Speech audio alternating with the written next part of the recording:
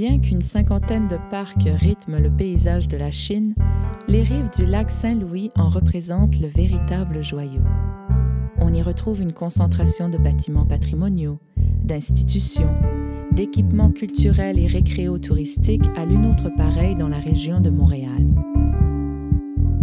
En bordure du fleuve Saint-Laurent, à 10 km du centre-ville de Montréal, l'art et l'histoire se rejoignent. Le musée de la Chine regroupe le site patrimonial Lebert-Lemoine et une collection archéologique classée, les bâtiments complets les plus anciens de l'île de Montréal, ainsi qu'un jardin de sculptures d'envergure.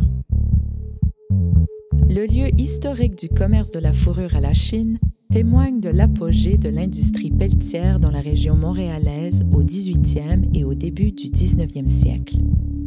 Aujourd'hui, ce hangar datant de 1803 abrite une exposition qui fait revivre l'épopée montréalaise de la fourrure.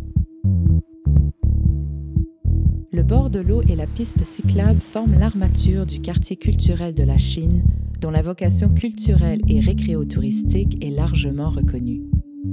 Reconnu comme étant le pôle bleu de la ville de Montréal, l'arrondissement de la Chine reçoit l'été plus de 500 000 personnes qui sillonnent ses rives à pied, à vélo et en patin.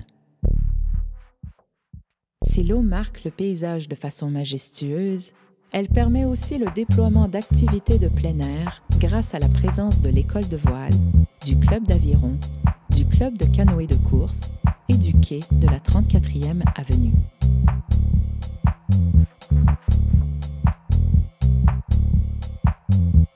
Avec le canal de la Chine, ses sites historiques et archéologiques, ses nombreux lieux de diffusion dont le complexe culturel Guy Descaries et l'entrepôt forment l'épicentre, le quartier culturel permet aujourd'hui aux visiteurs et aux citoyens un contact privilégié avec la nature, l'histoire, l'art et la culture.